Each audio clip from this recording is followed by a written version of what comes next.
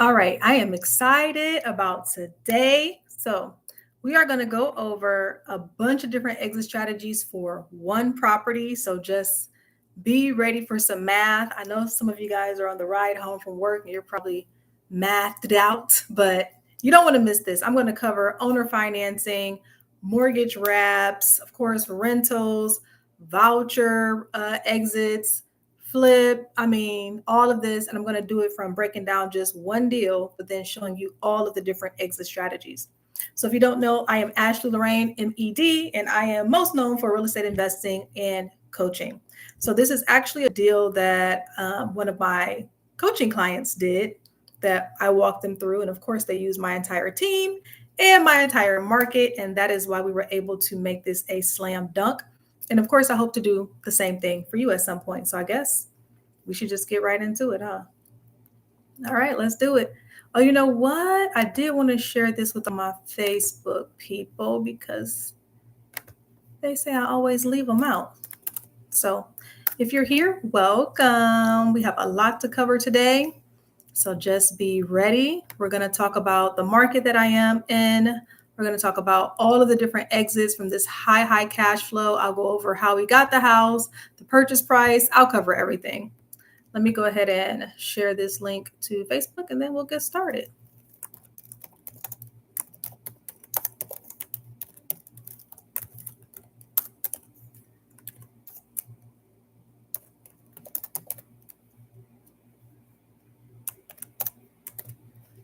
All right. If you're just joining again, we're just going to walk through a case study. We're going to go through a deal that one of my coaching clients just closed. And of course, when you get coaching with me, I give you my entire team, contractor, voucher placement agent, realtors, everything that I have you get. And this deal was a pretty cool one. So I'm going to go ahead and share it. Let me get this shared over to our Facebook friends, and then we'll be getting started. If you know anybody interested in real estate, high cash flow, anything like that, get them on this call right now. Like literally tell them they cannot afford to miss this call. I'm going to be covering everything. And since it's live, once it's gone, it's gone. All right. We just got our friends from over there invited. So let's go ahead and get into this. I'm going to share my screen. And of course, if you have questions, I have the chat up so you can just share them here. I'm sure you're going to have a lot of questions on this one today. Okay, so I'll go quickly just over, the deal as a whole, but most of our time together is going to be spent on breaking down this deal, all the different exit strategies that you can do. So this particular property is located in the Midwest. That is where I like to do all of my rentals. You can't beat it. The market there, you can buy houses very inexpensively and the rents are still very high there. So it is hands down one of my favorite places to invest. So as you can see, it's a pretty nice house, right? Right? Okay. All right. So if you're watching this, the replay, or if you're watching it live, I want you to guess how much this house costs. Now, I told you in the description how much I paid overall. That's with rehab, fees, closing costs. But how much do you think this house costs? Put it in the chat. Let's see how good your guessing is. I love the shock value that comes with this. Let me pull the chat up so I can see.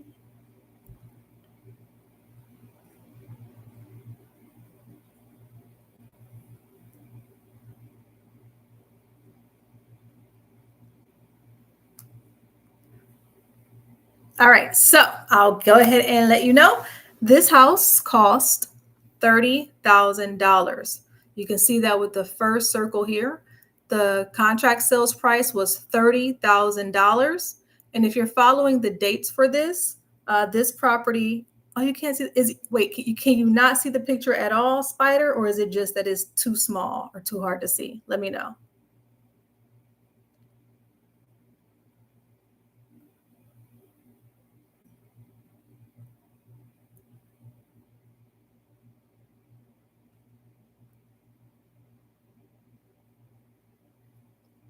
Not at all. Okay, let's see what's going on here.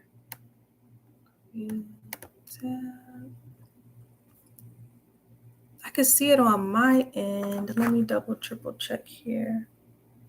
Make sure. Let me know if you can see it now. Okay, yeah, you can see it now. I'm watching on the other one. All right, thank you for that, Spider. I didn't realize you couldn't see it. So thank you very much for that.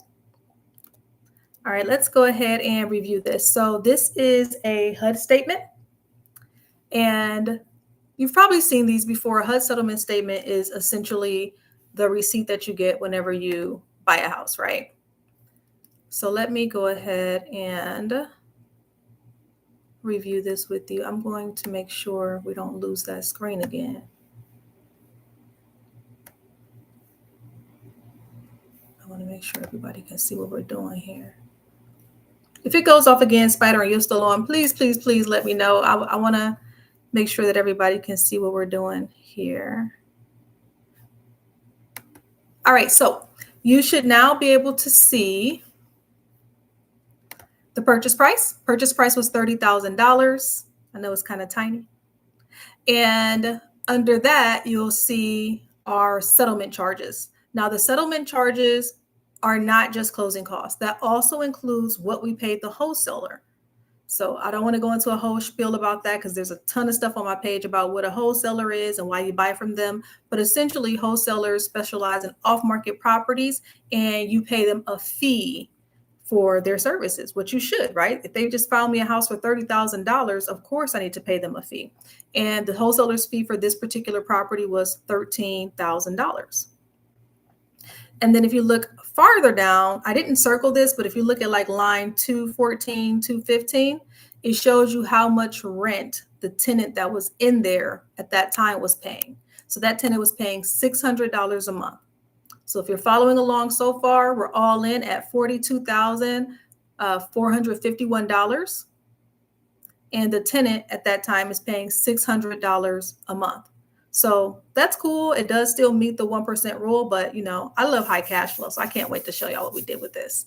And if you're following the dates, this was September 6, 2024. Okay, so let's go ahead and get to the next one. I have no idea why they don't want to let me share my entire screen. Oh, because I didn't click entire screen because I'm old and I don't know all the cool tech stuff. Got it. Okay, let's try another screen. Let's see here. All right. Let me double check and make sure this screen switched over. Yes, it did. All right, just had to make sure. Okay, so right now you should be seeing a picture of the property overall. And we just saw that this property was $30,000. You saw the fees that we had to pay to the wholesaler. You saw the date that we closed, and you saw how much we paid all in. So after we purchased the property, obviously we have to do some repairs to the property, right? Now, although there was already a tenant in there, we knew that the tenant was going to be moving out. So we wanted to get this house rent ready. And, there's always going to be something when you have to turn over a tenant. I don't care what anyone says about it being turnkey. There's always something, especially if you're going to use a voucher exit, meaning like Section 8 or some other voucher program. There's going to be an inspection. So if you're looking at the date here, we bought the house on the 6th, and by the 10th, we were already getting some repairs completed. So I essentially advised my client, hey, why don't we go ahead and let the contractor fix the exterior, and then when they move out, we can go ahead and do the interior. Now I'm showing this arrow for a reason.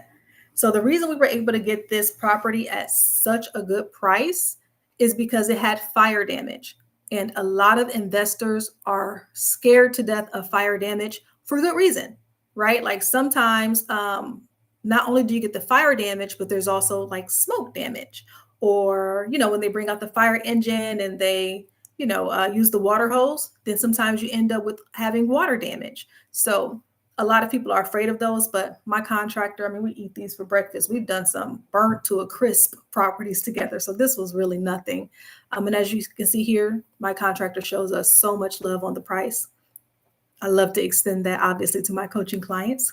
The forced appreciation and saving on our rehab is really how we get a lot of our cash flow, and forced appreciation, of course.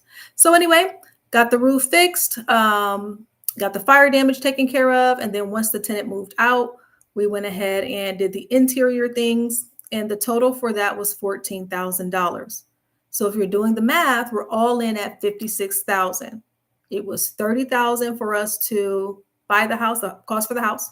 It was another $14,000, and that went to closing cost and to the wholesaler. So that took us to 44. And then we had another, we did get some credit, so that took us to 42. And then this 14,000 that we had to pay to get it rehabbed, that took us to 56. So we're all in at $56,000 for this property. And remember, at that time, the rent was $600.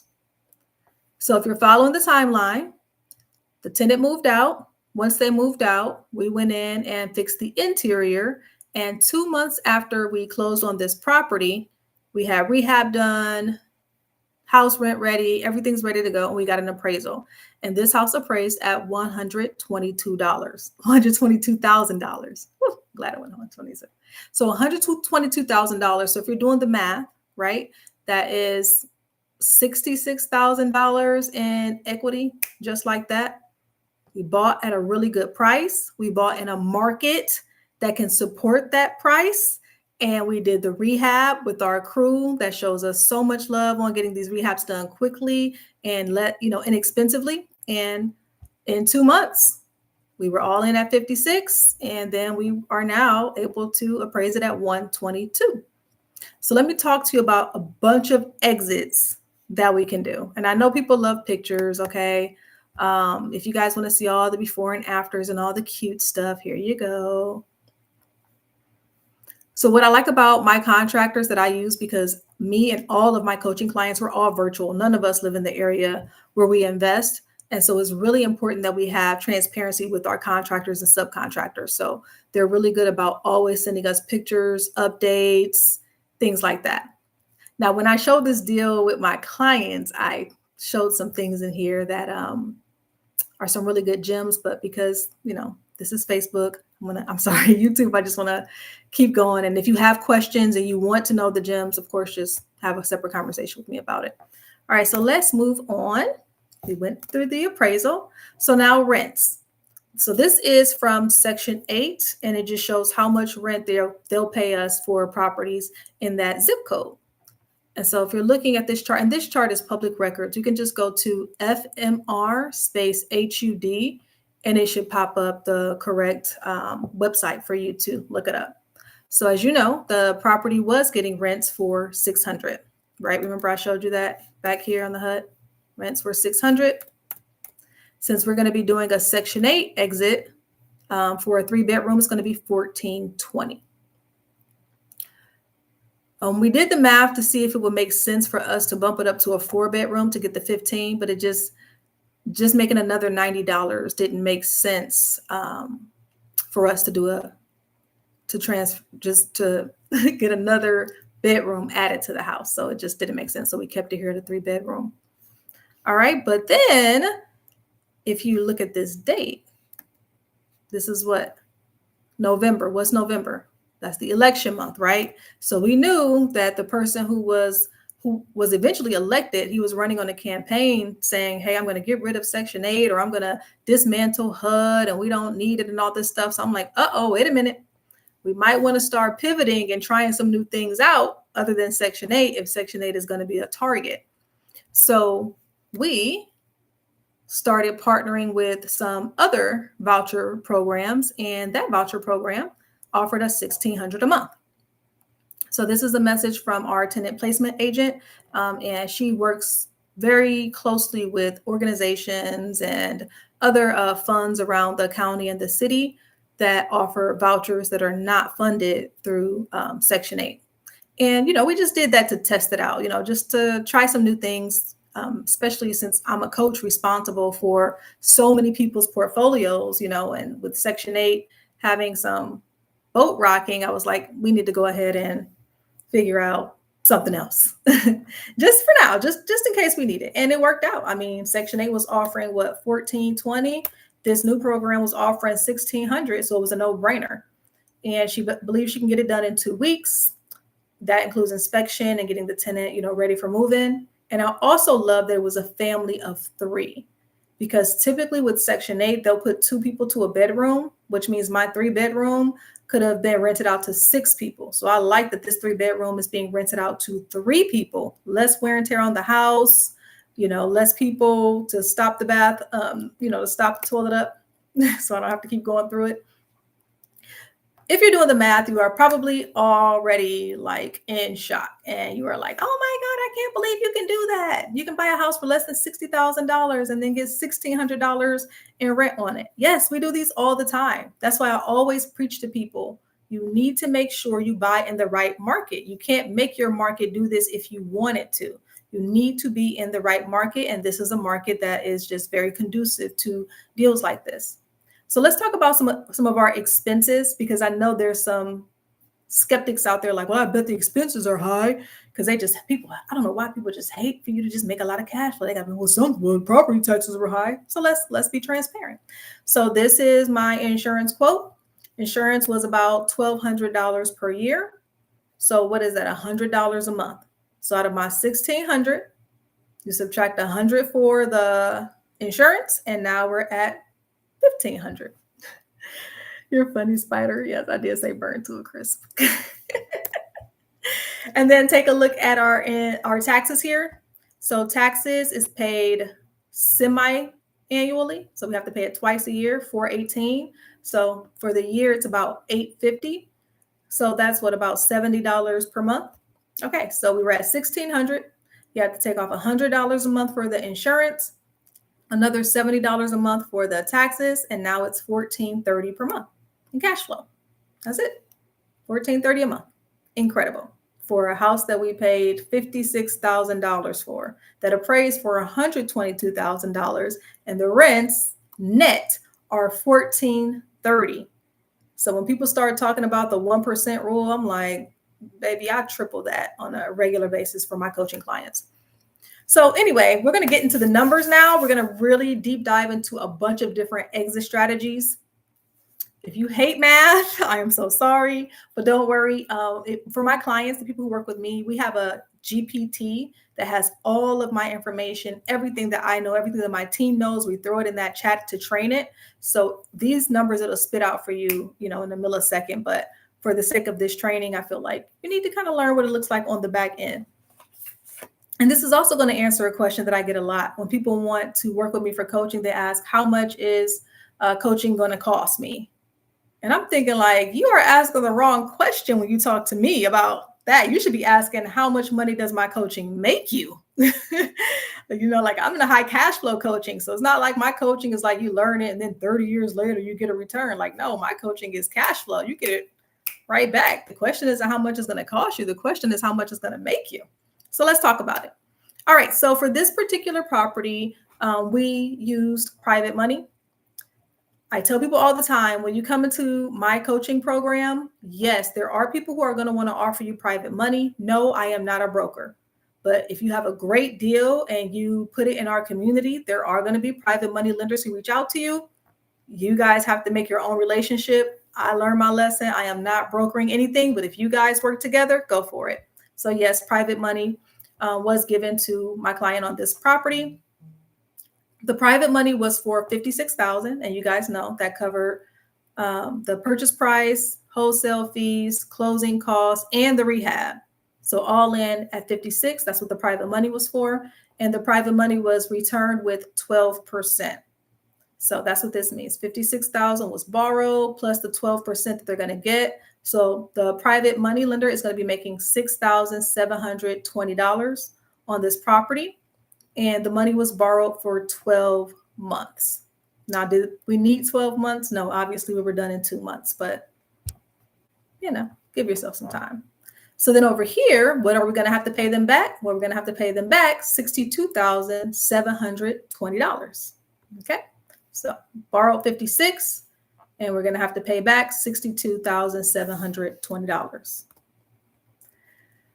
So let's talk about the different exits. So if we wanted to keep this property and pay back the private money, here's what I would have suggested my client to do. So the house appraised at $122,000, and you can do a cash out refinance at 70%. You can do those all day long. Some places will let you go up to 75%, 80%, but 70% is a pretty safe number. So that means on the cash out, they'd be able to pull out $85,400 from this property, okay? Now, of that $85,400, they still have to repay the private money, which is $62,720. So that left my client with $22,680 on a cash out. That's in cash, it just goes into their pocket. This, of course, goes into BRRRR, right? A lot of people like to do the BRRRR method where they just take the same $22,000 and now they put that into another deal. When you have private money, though, flowing kind of like how our group has, you really don't need to BRRRR. I mean, you just keep the $22,000 and just go borrow the money from someone else. But I digress. All right, so still in that cash out refinance, let's talk about the profits. So of course we have to, we got the cash out, we have to pay back our private money, and that left the client with $22,680. Now don't forget about cash flow, okay? So the net cash flow on this property was $1,430. That's after we pay off taxes and insurance. Now, of course, if you're going to have a property manager or have a buffer, you can pull that out and redo the numbers however you'd like to. Typically for my clients who only have one property, I do not recommend, I don't not recommend it, but I don't strongly suggest a need for property management. It's one property. Everyone has AI and software tools now, and you already have access to my contractor. So if something breaks, you just send one of the subs or one of the handymen out. Anyway, sorry, I'll not be getting into my stories. So the profit from cash flow is $14,300 because remember we held it for 2 months. So those 2 months of holding, we weren't getting any rents. Well, we were getting the $600 a month, but yeah, we weren't getting any rent. So I only counted the 10 months where it was rented for cash flow. So altogether in that year, this client made $36,980 from $0, right? They didn't have to put any money in the deal. Private money lender came in, paid for the deal, paid for the rehab, paid for the closing costs. The client literally didn't have to do anything because my coaching team does everything. But anyway, they ended up with about $36,980 in cash. That's money from the cash out that they got to keep after they paid off the investor and money from their cash flow that they kept for that year. If you really want to nerd out with me, let me show you what the amortization calculator looks like. So on a refi, obviously that means you're now going to have a long-term loan on the property, and it's going to pay off the private money that you used. So the property appraised at $122,000, which is what you see up here at the top left. Of course, we had to pay off the mortgage balance, right? The private money. So that was $62,720. And then the cash out that went to the client, $22,680. Interest rate was 7.5%, and they did it on a 30-year term.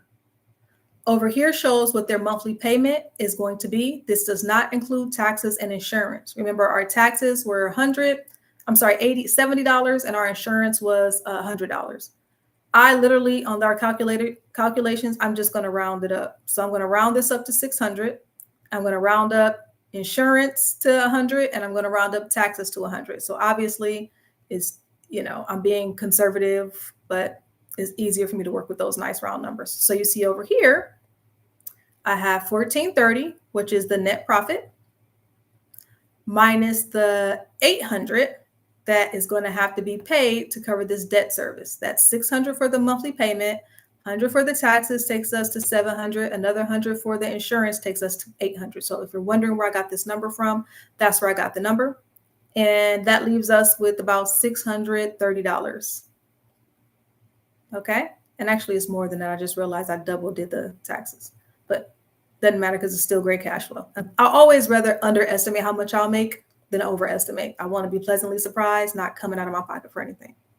All right. And then down here, you'll see, Okay, how much am I making a year on that property now, or the client? And that would be $7,560. Because remember, they did a cash out. So any cash flow that they were going to be making, had they not done a cash flow out, they got it up front in this 22,000. That's why you see the cash flow go down from 17,000 a year to 7,500 a year, because they pulled it all out at once right here, if that makes sense. And then down here just shows what the balance is on the loan. So that is one exit. They could have definitely just refinanced, did a cash out, paid off the private money, still have excellent cash flow, and you still get this beautiful cash out. It is a wonderful, wonderful experience. Hey, Stony, good to see you. Good to see you from Indianapolis. Why would you need to exit, Spider? Exactly. I don't exit anything, Spider. Trust me. I keep everything that I kill. But some people prefer to exit. That way they want to pull the cash out and just have some extra money in their pockets and get the private money paid off. So that's why this person would have exited. All right, so let's talk about if you just sell it. So you saw on the refi, if you did this refi, you made about almost $40,000, $36,980, which is great. All right. You're not in detention, Jay Stoney. You're so funny. Taking it back to my principal days. All right. So let's say if we were just going to sell it. So if my client decided that they wanted to sell it after a year, no problem. Of course, I'm going to make them hold it for a year because the cash flow is too good to just give that up, right? I mean, you need to just go on and make it quick little 14,000 real quick after a year. And the private money isn't due for a year. So just hold it, make your money. So let's look at the numbers here. Remember, the house appraised for $122, and we had to pay the private money back $62,720. So on a sale, the net profit, the gross profit, would be $59,280. That would go to my coaching client. And then their cash flow, their net cash flow is $1,430. Having it for 10 months before they sell it, that is $14,300 in cash flow. So if they decide to sell it, they're walking away with $73,580 after a year. And you guys have to keep in mind they came in with zero, right? All of the costs were covered by private money, rehab, all of that. Got it cash flowing, so the cash flow is ridiculous. It appraised because we did forced appreciation through the rehab. And $73,580 is their profit after year one, if they decide to sell it at year one. Can't beat it with a stick, right? All right, and let's look at the numbers here. So this is if you want to do an owner finance exit. All right, I know I'm going hard on these numbers and these exits. So, if you need to come back and watch this in chunks, I get it. But so far we have covered if you're going to buy and hold the property, what your rents will look like and your returns. Then we talked about if you're going to do a cash out refi, what that would look like. And then we talked about if you're going to sell the property, what that exit would look like. So we got 2 more exits to go. So this exit is owner financing. Owner finance exit is one of my favorites. So this means we'll get, for me at least, I get the property cash flowing, I get the tenant in there, and then I sell it to another investor. Now you can also sell it to a retail buyer, just like a regular person who wants to live in the house, and you can owner finance it for them. I prefer to sell it to other investors. I find other investors are a bit more stable. That's just my preference, but do whatever you want. So let's go over the numbers if you were to sell it with owner financing. So remember, owner financing, you're going to have 3 profit centers. You're going to have the down payment that you get as profit. You're going to have your cash flow that you get as profit. And then you're also going to have back-end cash flow based on the equity and the interest rates. But I'll show you in a sec how that looks. So home price.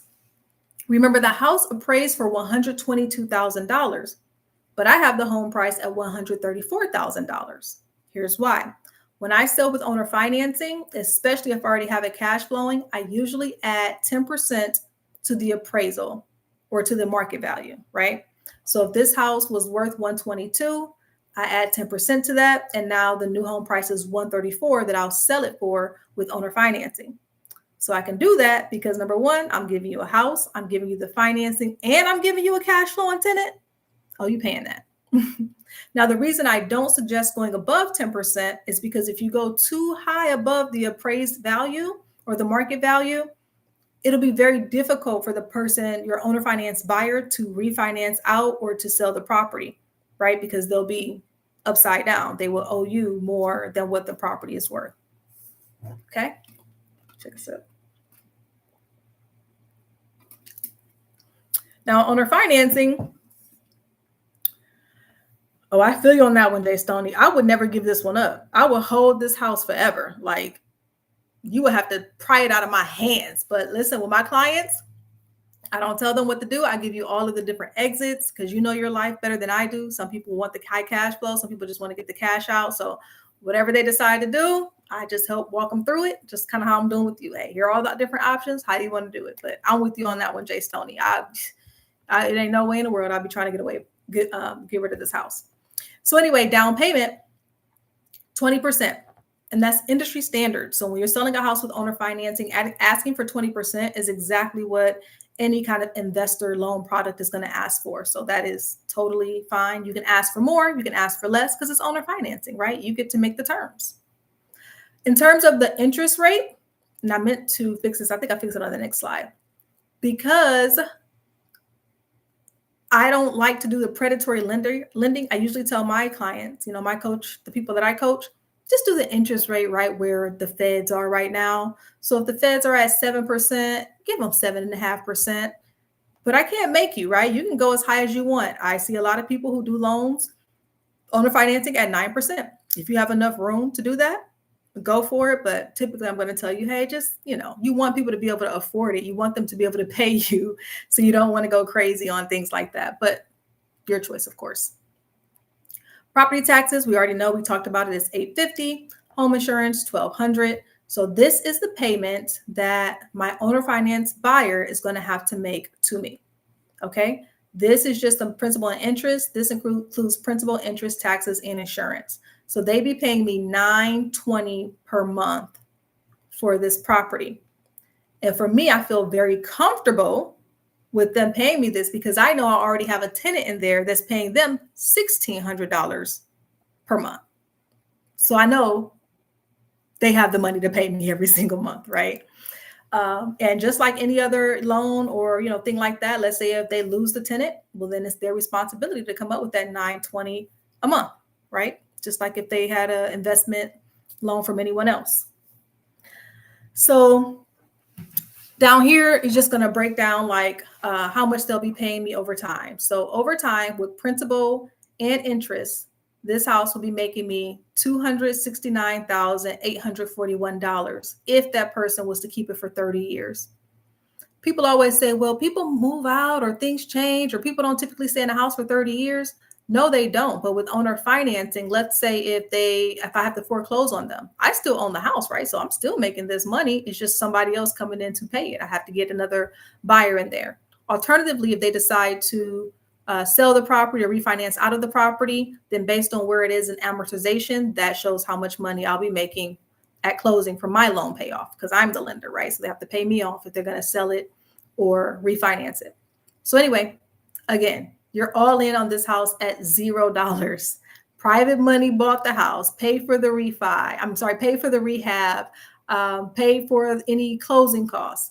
And then all you did was got a coach like me. I put you in touch with private money. I put you in touch with a wholesaler so you can get this property. We walked through the different exit strategies. You chose this one, and now $269,841 if they were to keep it. All right, so let's go ahead and look over here at who's making what. So for them, they'll be making about $750 a month, right? They have to pay me $920, and they're getting $1,600 per month. Okay, so that's all gross numbers. So every year they'll be making about $9,000. Now here's where I make my real money.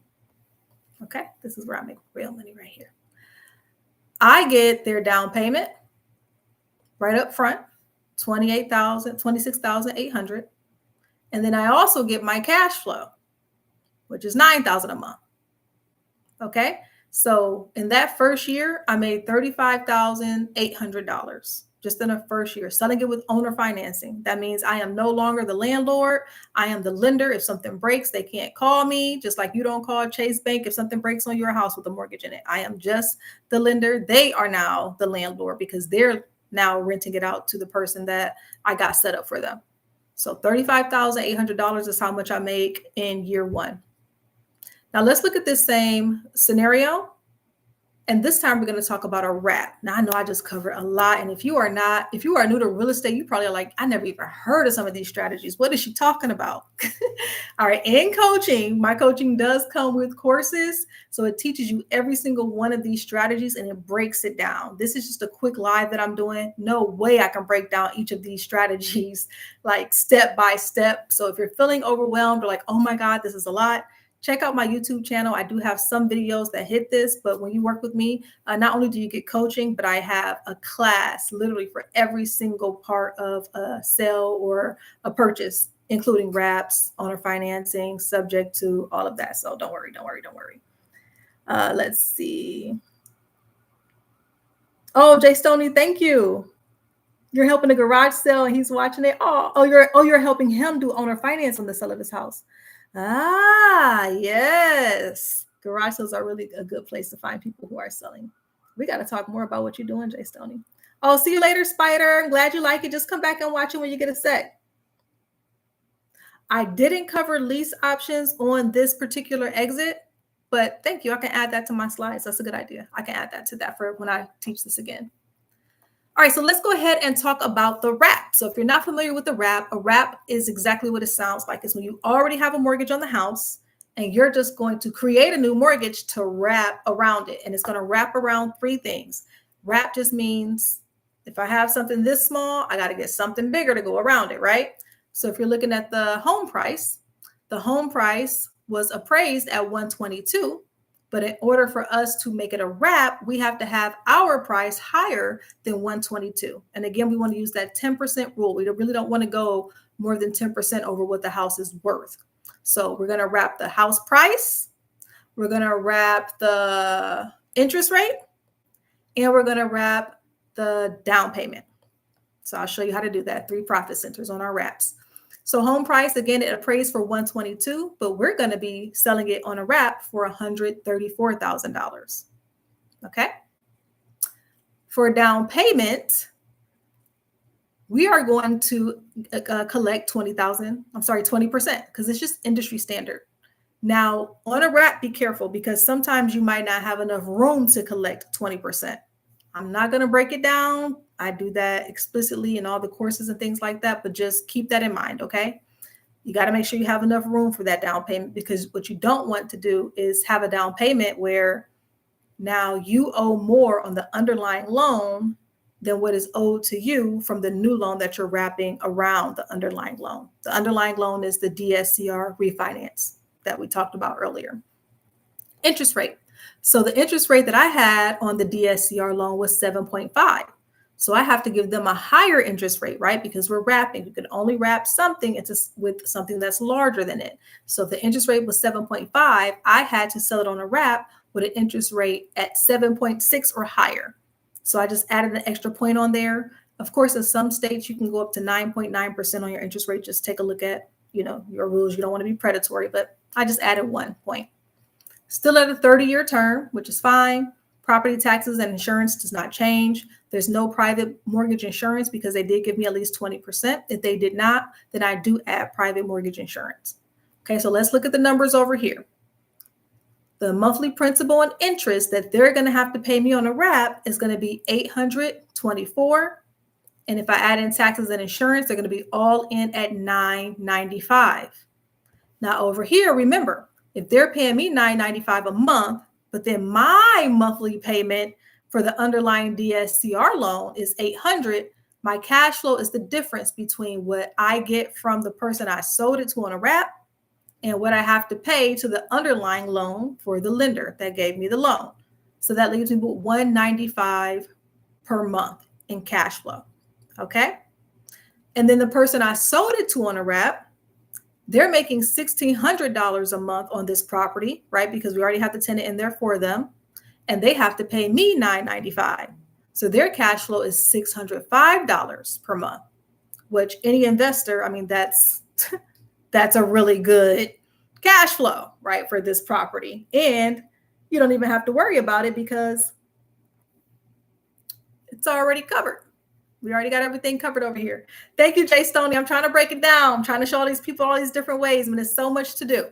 So long story short on this wrap, as you can see, my cash flow is really, really low on this one, but I'll show you why in a second.